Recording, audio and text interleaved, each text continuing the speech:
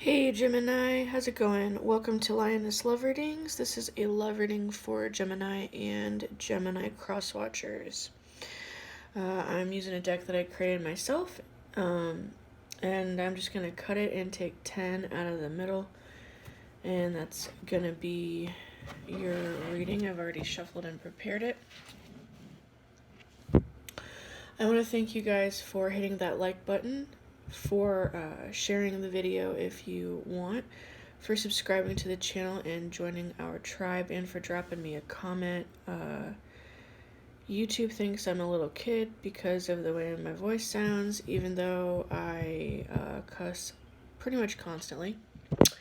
So they keep shutting down my comment section, but I'm going to try to stay on top of it and make sure that you guys are able to leave me a comment. That's really my only request, is that you guys leave me a comment. I really like your comments. So, alright, Gemini, your first card here is you're kind of, for real, being really lazy. Alright, then we have there's no place like home.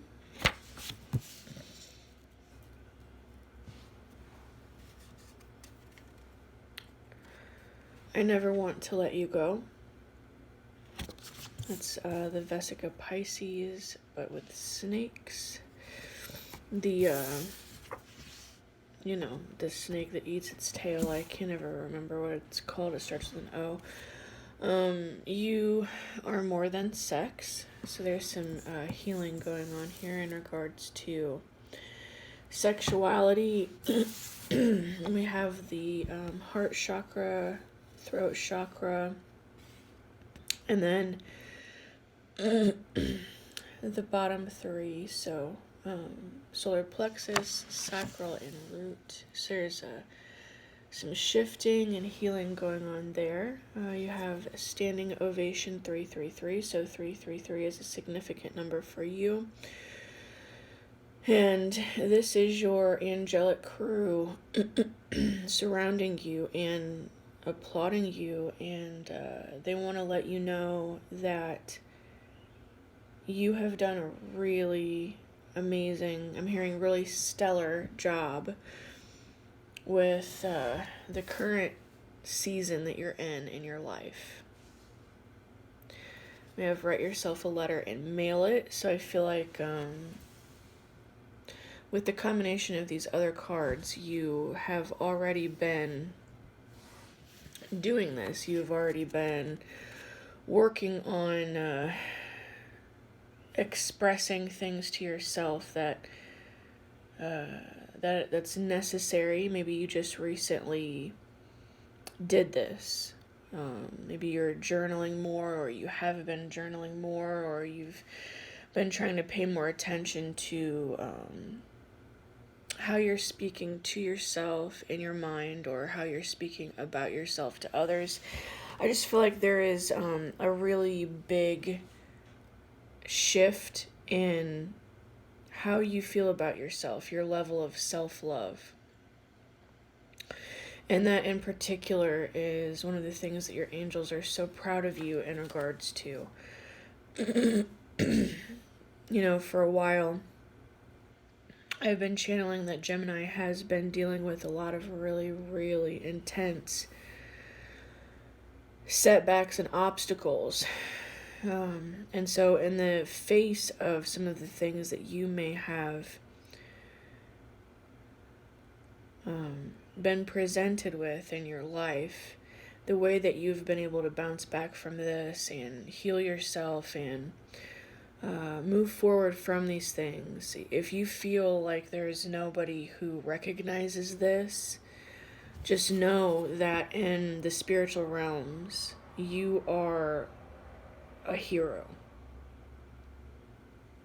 You are being recognized. It just may not be in this physical realm yet, but you will be, is what I'm hearing. You have seriously drink more water. So there's some emotions that are going to be coming out from someone, and I feel like that is connected to this person here, this energy here. I don't really think that anybody here is being lazy. I just think that this orange cat is representing someone who, it's like a secret admirer energy, someone who loves you. They have a lot of deep emotions for you, but I think they're nervous. I think there's been a little bit of stalling, maybe, in regards to coming towards you, but they're going to be doing that soon. There are the plants here, so there's a emphasis on growth in this reading. There's a lot of growth going on, a lot of growth within you, a lot of growth within this person who loves you. This is also representing like a detox, going through a detox, needing to go through a detox. Maybe you already have went through this detox, shedding of old layers, shedding of old energies, making room for something new, and we have the Twin Flame card. So this excuse me, orange cat energy may I feel like is also connected to your twin flame.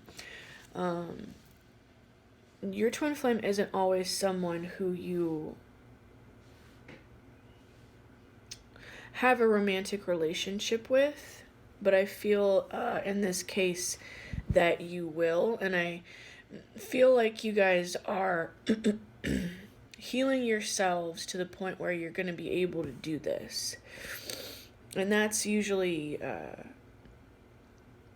why not all twin flames are able to have a romantic relationship, because they are not able to heal themselves enough to be able to make it work, to be able to make it last. Because if you are not at a certain level of self-love, if you are not at a certain level of self-accountability, if you're not at a certain level of wisdom, and if you're not, exuding the right amount of healing energy, you will have a toxic relationship with your twin. That's why there is the runner-chaser theme that people talk about, because you have to be, I don't think anybody's ever completely healed, but you have to be healed to a certain level. This is another twin flame energy here. So you guys have a really strong connection, you have a really strong bond, and you guys must be fucking badasses, okay? Because we also have level up. You have to really, really be a badass in order to truly unite with your twin and be able to have a romantic relationship with them. And it looks like that is what is on the horizon for you. You both have went through this incredible level up here. This is 4 rainbows. This card represents the personal awakening, the connection to your higher self, the connection to God, the understanding that you are sovereign and you are always protected and watched over by God and the goddess and your spiritual crew and, whoever you believe in, whatever your paradigm is. And you're at a level where you can find inner peace, even as you are maybe drowning in chaos or surrounded by chaos. It's being able to find that place within yourself, cultivate it, find it, feed it, love it. And exist there.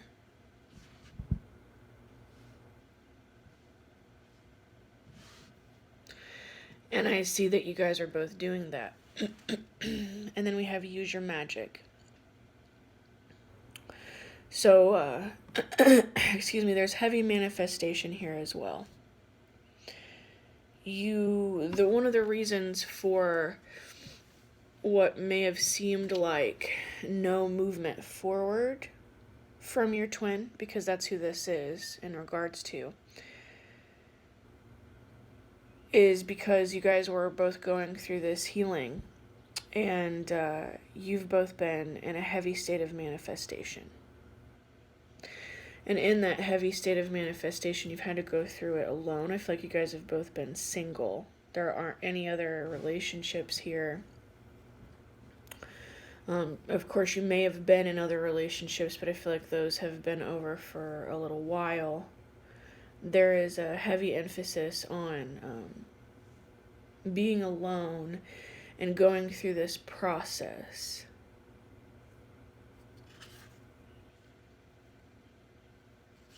Bottom of the deck, we have Dirty Dancing. So there is gonna be an enormous amount of sexual energy and attraction and connection between the two of you. You've got both of the cards that are very sexual, and that are in regards to being in a relationship. But this isn't just like fling energy. This can be, but it's, with this combination, it's definitely not. It's twin flames, if they can get to the point where they can be in a committed romantic relationship, their sexual connection itself is fucking pure magic. It literally heals and transforms reality in a very powerful way that Spirit has taught me is basically unmatched. And that's what we have here, because, there's a lot of information floating around out there about twin flames coming together and having like flings and these sexual relationships and then splitting up and coming back together. And Spirit has shown me that that is not what happens. If that is happening, it's not a twin flame, it's some other type of connection, karmic, soulmate, probably a karmic. Twin flames don't do that. And there might be people who see this and disagree, or they get triggered, but I'm just telling you what Spirit has taught me. Twin flames don't do that. No matter how fucked up twin flames may be on their own journey, because we are fucked up. It's part of it. We've got to go through all of that painful shit in order to heal and transform. But you can't even manifest your twin into your reality in any shape or form whatsoever until you are at a certain level of heightened vibration. And this is not the kind of connection where you're just gonna have sexual flings. It's not how it works. So that's not gonna be even a thought in your mind. In fact, the entire idea, even the idea of having sex with your twin flame is so overwhelming and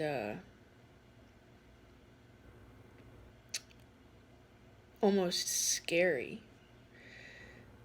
that most twin flames absolutely never even get to the point of being able to do it. It's not what it is not the way that society explains for it to be.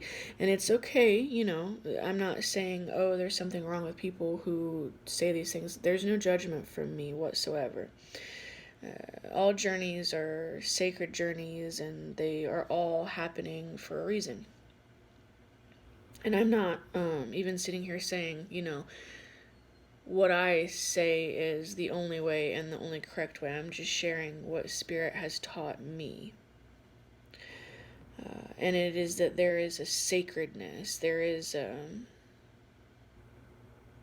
it's very, very hard to get to the point where you can have this kind of connection with your twin flame. And Spirit has taught me that it is like the ultimate goal. And twin flames are not the same sex either. Twin flames are a man and a woman.